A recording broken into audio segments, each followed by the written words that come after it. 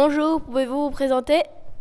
Bonjour, je m'appelle René Collin, je suis employeur à Bertry et président, directeur de la chaîne des restaurants La Vendetta.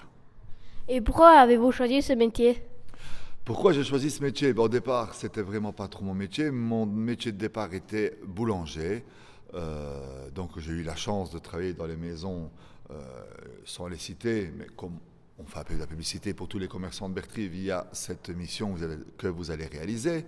Il y avait la boulangerie Froidemont où j'ai commencé mes écoles. Également la boulangerie Hardy, et puis j'ai fait également un petit stage à la boulangerie Toussaint, et ça c'était la première étape de ma vie.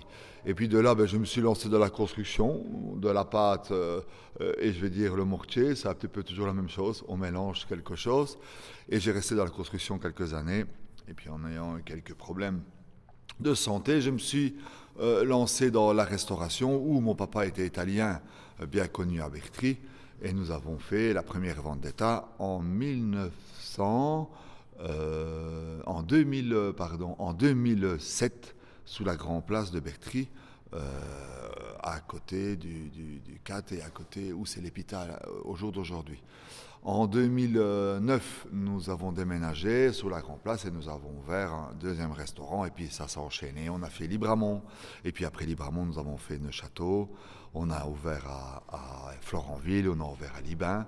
Nous avons refait un nouveau restaurant également à Libramont. Nous allons en rouvrir encore un nouveau très prochainement qui va s'appeler le restaurant La Vendetta, mais avec un dancing, la Romantica, à l'avenue de Bouillon à Libramont. Nous avons un nouveau projet également d'ouvrir un nouveau restaurant ici à Bertry dans le nouveau complexe commercial au Corrette.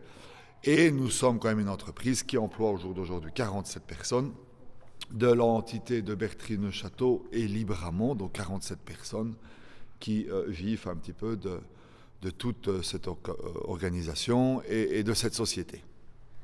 Et pourquoi avez-vous fait une radio? Pourquoi j'ai fait une radio? Eh bien, quand j'avais ton âge, je ne sais pas quel âge que tu as.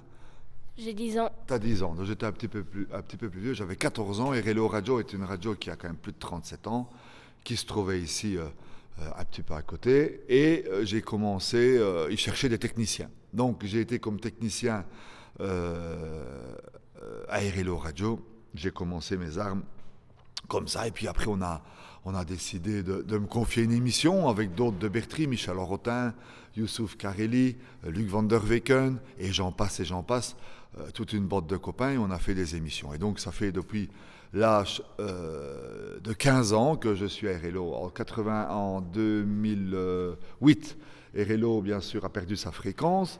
On a recréé RLO sur le web, qui est toujours actuellement diffusé. Nous avons eu l'autorisation à présent du CSA.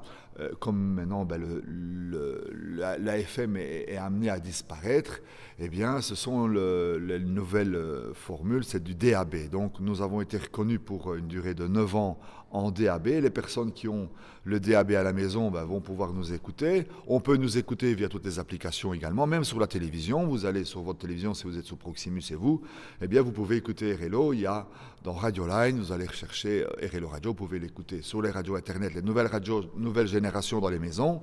Eh bien, ce sont des radios Internet, on peut écouter RLO. Ça évolue, la FM, c'était une chose, on passe dans une nouvelle époque et voilà. Donc on a des émissions pour tout le monde, on a des émissions également pour les aînés, on a de l'accordéon, on a des émissions pour les jeunes, on a un peu tout et on recherche toujours également un petit peu des animateurs. Donc qui sait, peut-être, si vous avez l'âme d'être animateur, bien, vous pourrez peut-être venir faire une émission et visiter nos studios. Comme ça vous fera également une expérience à l'intérieur d'un studio de radio. Et pouvez-vous nous parler de la radio? Je peux vous parler de la radio. RLO est quand même une des radios, une des plus vieilles radios en province de Luxembourg. Donc les 3 plus vieilles radios qui ont été créées à ce moment-là, c'est des radios pirates parce qu'il n'y avait pas les autorisations. Il y avait Radio Sud, qui se trouve près d'Iselle. Il y avait Studio S à côté de Bastogne et RLO Radio. Il y a eu RCA également à Bertry. Il y a une radio à Herbemont. Donc c'était toutes des petites structures de radio. Ça a évolué avec le temps. pour dire que dans les grandes lignes d'Erelo, Erelo a quand même été à un moment donné très connue en province de Luxembourg. Elle était la numéro 1 en écoute. Il y avait quand même plus de 30 000 auditeurs qui écoutaient tous les jours Erelo Radio. Erelo Radio, pour donner un exemple, a lancé le train des jouets.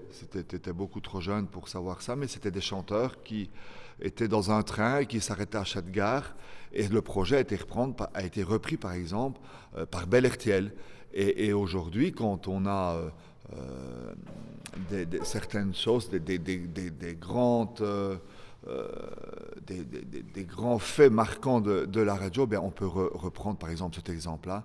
Le train des jouets, il y a eu des associations pour aider des associations également des récoltes de fonds pour des personnes handicapées, on a eu pour des personnes à l'étranger, on a eu...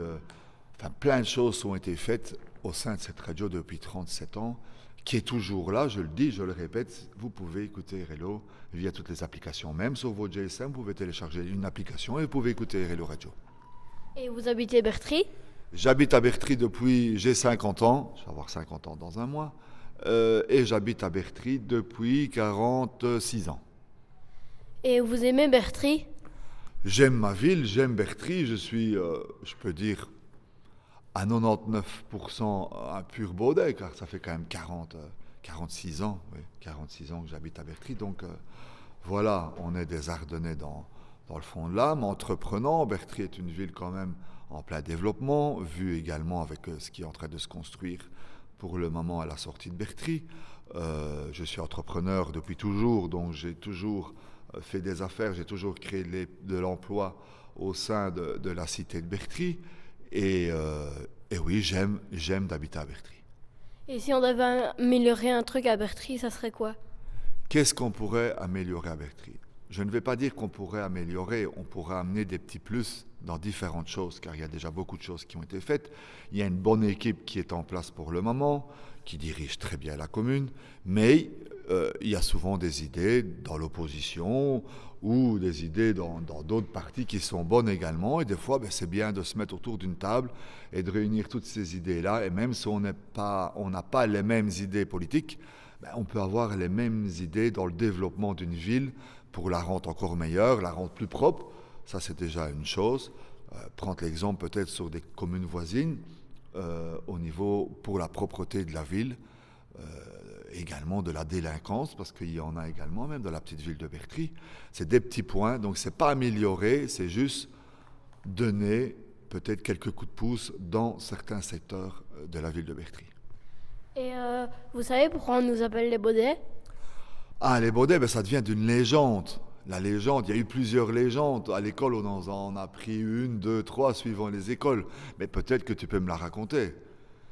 En fait, c'était pendant la guerre, je ne sais pas combien, et c'était Bertry, non, c'était la Belgique contre les Autrichiens, et il y avait Bertry qui contre-attaquait contre un grand mur, et ils n'arrêtaient pas de parler, donc on les a appelés les Baudets. Ah, toi, tu as eu ça. Et puis, moi, on m'a dit que c'était les 3 princes, enfin, c'est pas les 3 princes, c'était les 3 barons, baron de Biourge, baron de Bertry et un autre baron, qui ont été à la chasse, et il y en a un qui a tué un âne, en pensant tuer un cerf, et malheureusement, les autres ont rigolé un petit peu, et c'est ça qu'on l'a baptisé le Baudet. Voilà encore une autre légende du Baudet de Bertry. Merci René. Je vous en prie, et ça m'a fait plaisir c'est pas grave, c'est le métier qui rentre, et je pense qu'il fait très bien son travail. Ça m'a fait plaisir d'être invité, et je vous souhaite une bonne continuation, et ce sera moi la prochaine fois qui vous invitera à venir visiter les studios, et on fera un petit truc là-bas à la radio, et vous allez voir, on va s'amuser, ça sera super sympa. Merci à vous de l'invitation.